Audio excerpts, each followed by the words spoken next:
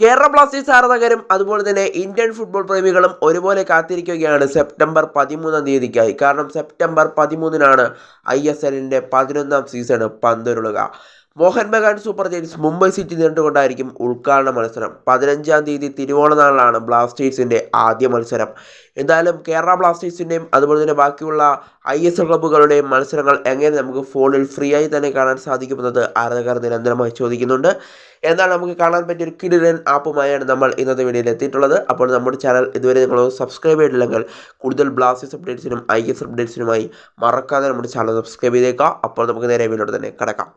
കേരള ബ്ലാസ്റ്റേഴ്സിൻ്റെയും അതുപോലെ തന്നെ ബാക്കിയുള്ള ISL ക്ലബ്ബുകളുടെയും മത്സരം നമുക്ക് ഫ്രീ ആയി കാണാനായിട്ട് സാധിക്കുക കഴിഞ്ഞ വട്ടത്തെ പോലെ ജിയോ സിനിമയിൽ തന്നെ ആയിരിക്കുമെന്നുള്ളതാണ് ഇപ്പോൾ മനസ്സിലാക്കാനായിട്ട് സാധിക്കുന്നത്. TV-യിലാണെങ്കിൽ മലയാള കമൻട്രി ഏഷ്യാനെറ്റ് പ്ലസിലുമായിരിക്കും. എന്തായാലും ഇപ്പോൾ ഫോണിലേക്ക് എത്തുമ്പോൾ ജിയോ സിനിമയിൽ നമുക്ക് മലയാളം കമൻട്രിയോടുകൂടി തന്നെ ഇപ്പോൾ മത്സരങ്ങൾ വീക്ഷിക്കാനായിട്ട് സാധിക്കും. അത് ഫ്രീ ആയി തന്നെ കാണാനായിട്ട് സാധിക്കുമെന്നുള്ളതാണ് ഇപ്പോൾ മനസ്സിലാക്കാനായിട്ട് സാധിക്കുന്നത്. കാരണം ജിയോ സിനിമ കഴിഞ്ഞ വട്ടം സംപ്രേഷണം ചെയ്തിരുന്നു, അതും ഫ്രീ ആയിരുന്നു.